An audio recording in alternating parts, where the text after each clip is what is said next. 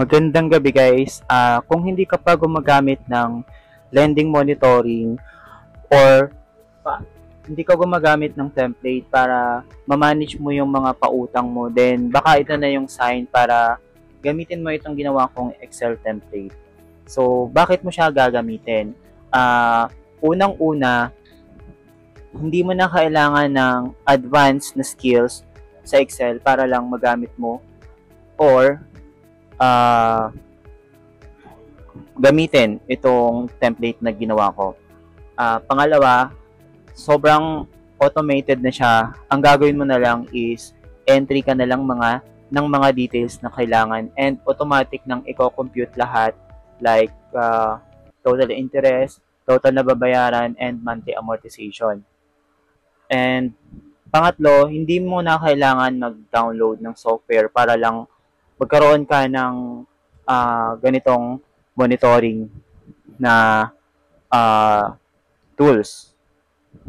And lastly is madali mo lang siyang ma-download and available sa shop ko. Yung shop ko ilalagay ko na lang sa link ng video na ito or sa comment and sa last part ng video. And may dalawang sheet ang Excel template na ito. Ito yung dashboard and lending management.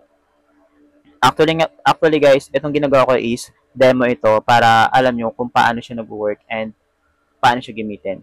Dito sa dashboard, makikita nyo dito na meron kayong total amount lend, magkano na yung total na napautang nyo, amount to be collected, yung mga utang na kukolektahin nyo pa, total lending, ilan yung mga umutang na sa'yo, active loan, ilan yung active or hindi pa bayad, total earnings, ilan na yung kinita mo so far, year to date. So, balik tayo sa lending. Dito sa lending, may field ka lang na lalagyan. Customer name, date borrowed, amount na hiniram, rate na monthly interest rate, in percent yan, and terms in months. So, itong total interest hanggang sa status, automatic na yan. So, and another feature nitong lending monitoring Excel template na ginawa ko is yung color coding para hindi ka nalilito kung sino pa ba yung bayad, hindi bayad, at incomplete yung details.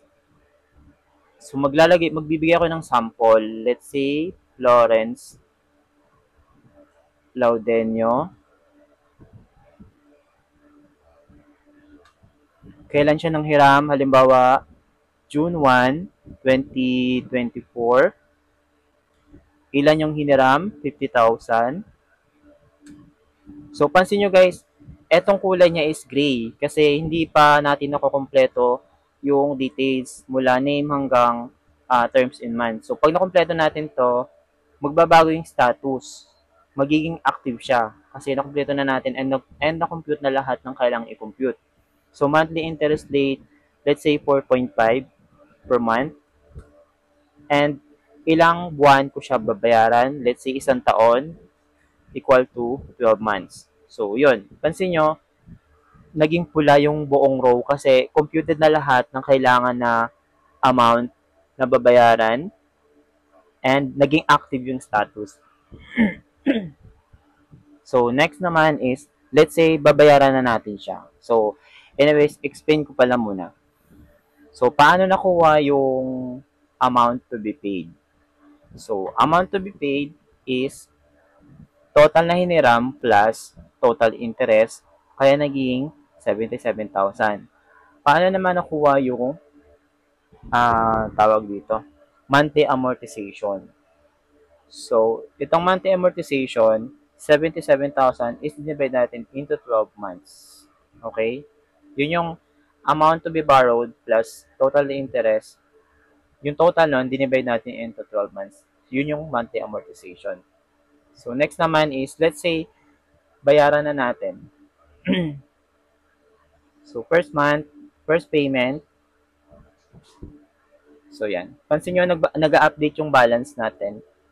And so, active pa rin siya kasi hindi pa nga natin na-fully paid. So, let's say, ipo-fully paid ko na siya hanggang 12 na payments. Pansin niyo yung magbabago, magpansin niyo kung ano yung magbabago. So, yun. Naging green siya kasi fully paid na. And yung status is nag-change na from active into fully paid. Okay, na-gets? And next is, paano tayo or mag-add ng bagong record. So, etong Excel template, hindi siya yung normal na ginagawa natin na mag-enter tayo dito ng name, ganyan-ganyan. Eto guys, automatic na to. Pupunta lang kayo sa pinaka last record nyo. Di ba, last record natin is yung si Lawrence. And then, punta lang kayo sa pinakadulo. And pag tinuro nyo kasing arrow dito, may makita kayo. Depende yan sa ano gamit yung computer. Ito yung itsura kasi nung mouse ko. Basta punta kayo sa pinakadulo, and then, itatab nyo lang yung button doon sa keyboard. So, pansin nyo, automatic nag-add. So, hindi na natin kailangan mag-drag para lang makopya yung formula. Itong ginawa kong Excel is automatic na siya. So, ang gagawin nyo na lang talaga is mag-a-add na lang talaga kayo ng record. So, let's say, ang example natin is si Angelina Jolie. So, kailan siya nanghiram? Let's say, May 31, 2024. Magkano hiniram niya? Sabi natin 20,000.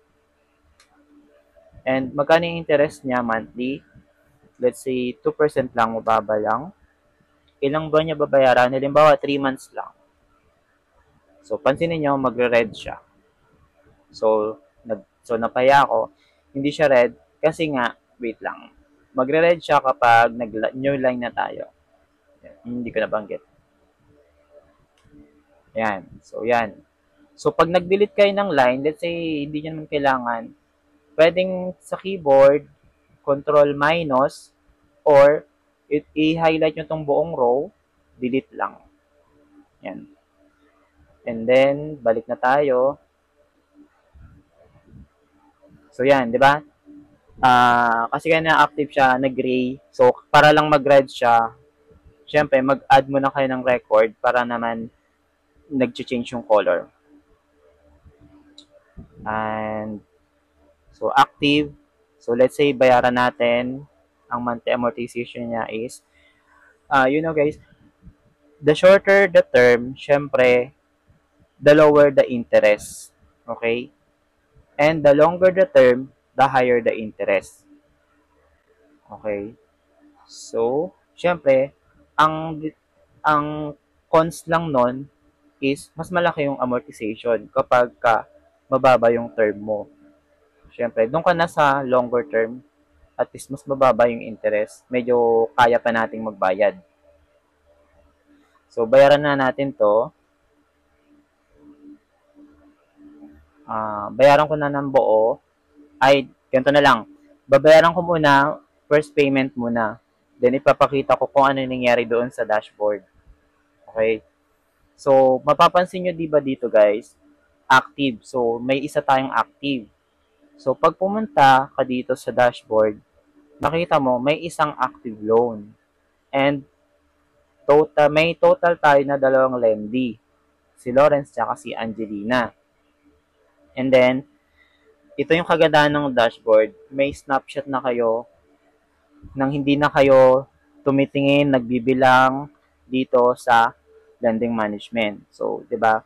So far, ang total amount na napapautang mo na is 70,000, which is ito. Ito. Yan, total amount borrowed. And total amount to be collected, ito yung total kasama na yung total amount na hindi rin kasama na yung interest, which is 98,200. And then, yun, total lendee, active loan, and total earnings, ito yung interest itself. Ito. Okay? Gets? So, ganun lang guys. Pag nag-add kayo, punta lang kayo sa last record. 24 tab, and then mag-a-add na siya. Pagka magde-delete kayo ng record, right-click, delete, or pindutin nyo sa keyboard, control minus. Okay? So, yun lang guys. Kung gusto nyo ng copy nito, ilalagay ko yung link sa baba sa description, or i-visit nyo yung aking Rocketship shop sa rocketship.ph Laudenio Lawrence. And then, kapag nag-purchase kayo nito guys, don't forget to leave a feedback para naman ma-appreciate ko at gumawa pa ako ng maraming Excel templates na magagamit nyo personally or even in your business. So, yun lang guys. Sana magamit nyo at maging useful itong ginawa kong Excel template, and more success in your lending business.